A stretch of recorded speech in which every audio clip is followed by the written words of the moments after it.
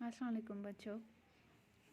आज हम ब्लड के बारे में पढ़ेंगे। थोड़ा बहुत जानने की कोशिश करेंगे कि ब्लड जो होता है कौन कौन सी सेल्स ब्लड बनाती है, ब्लड की फंक्शंस क्या हैं। आज हम थोड़ा बहुत इसके बारे में पढ़ेंगे। ब्लड जो है एक कनेक्टिव टिश्यू है। Blood it is a fluid connective tissue which circulates throughout the body. हर एक जगह में ये सर्कुलेट होता है बॉडी में। और ये कंटेन करता है एक आयरन पिगमेंट जिसको हीमोग्लोबिन कहते हैं। HB से इसको डिनोट करते हैं। बेसिकली ये एक प्रोटीन होता है तो which mostly comprise of red blood corpuscles. तो ब्लड जो होता है मेन कंपोनेंट्स जो ब्लड के हैं दे आर प्लाज्मा, RBCs और रेड ब्लड सेल्स और एरिथ्रोसाइट्स जिनको बोलते हैं, WBCs और वाइट ब्लड सेल्स या ल्यूकोसाइट्स जिनको बोलते हैं, एंड प्लेटलेट्स जिनको थ्रोम्बोसाइट्स भी बोलते हैं।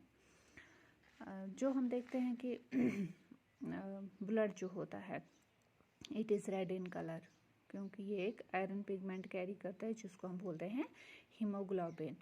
तो जो ब्लड होता है, ब्लड की बहुत सारी फंक्शंस हैं जो हम अलग से पढ़ेंगे डिटेल में कि ब्लड की क्या क्या फंक्शंस होती हैं। जब हम देखते हैं कि कंपोजिशन ब्लड की, तो ब्लड में जब हम देखते हैं सबसे पहले प्लाज्मा जो होता है it is liquid part of the blood. Plasma जो होता है वो एक कलरलेस लिक्विड होता है जो ब्लड का एक पार्ट होता है and which consists mainly of water with many substances dissolved in it. ये 55% कॉन्स्टिट्यूट करता है टोटल ब्लड वॉल्यूम, जिसमें 90% वाटर होता है, सॉल्ट्स होते हैं, प्रोटीन्स होते हैं, वेस्ट्स होते हैं, हार्मोन्स होते हैं, ये सारे प्लाज्मा में होते हैं। और सारी ब्लड सेल्स जो होती हैं चाहे वो RBCs हों, WBCs हों या प्लेटलेट्स हों, ये सारे फ्लोट करते हैं प्लाज्मा में। अगर हम एक ड्रॉप लेंगे ब्लड का, फिर हम माइक्रोस्कोप के अंदर देखेंगे, उसमें हम कम से कम 5 मिलियन RBCs नज़र आएंगे। ठीक है। ब्लड सेल्स जो होती हैं they are made in bone marrow, वो बोन मैरो में बनती हैं। जो बोन मैरो होता है वो एक स्पॉन्जी मटेरियल होता है in the centre of bones, जिसमें सारी ब्लड सेल्स जो होती है वो बनते हैं। इसके अलावा जो अदर पार्ट्स हैं, कुछ ऑर्गन्स हमारे हैं जो ब्लड सेल्स बनाते हैं, जैसे कि लिम्फ नोड्स है, स्प्लीन है, लिवर है। They also regulate the production, destruction and function of blood cells. ठीक है। तो एक टर्म है जिसको हम बोलते हैं हेमेटोपोइसिस। हेमेटोपोइसिस जो है it is the process of production and development of new sales in bone marrow. Bone marrow में जो नई सेल्स बनती हैं, डेवलप होती है, उसको बोलते हैं हेमेटोपोइसिस। हम देखते हैं कि जो ब्लड जो होता है उसकी रेंज होती है।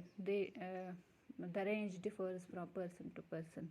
जो मेन होते हैं यूजुअली उनमें जो रेंज होता है ब्लड का दैट इज़ फ्रॉम 13 to 17.5 ग्राम पर डेसीलीटर। और जो वुमेन होती है उनमें मेन से कम रेंज होता है दैट इज़ फ्रॉम 12 to 15.5 ग्राम पर डेसीलीटर। और जिन लोगों में ब्लड की कमी होती है उनको हम बोलते हैं एनेमिक। उनमें ब्लड जो होता है RBCs कम होती हैं।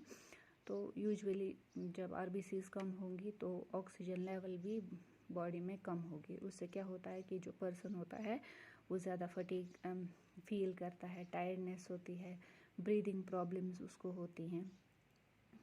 उस मतलब किसी में जो एनीमिया होता है वो डिफिशिएंसी होती है, मतलब हमारे खाने में वो चीज़ें नहीं होती हैं जिससे हमें ब्लड लेवल हमारा बढ़ जाए।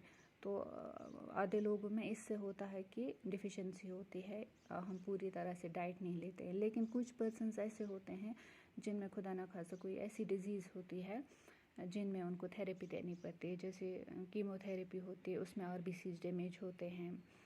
HIV होता है किसी को तो हाई डोज देना पड़ता है, ड्रग्स देने पड़ते हैं, उससे जो ब्लड सेल्स है वो डैमेज होती है, आयरन डिफिशिएंसी होती है।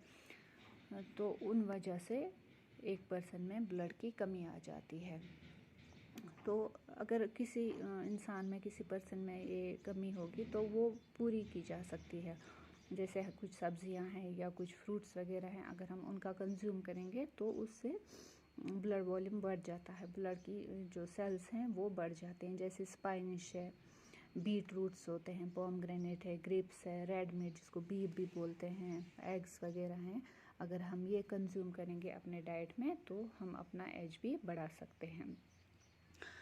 कल हम डिटेल में पढ़ेंगे कि जो WBCs है, RBCs है या प्लेटलेट्स है, उनका काम क्या होता है।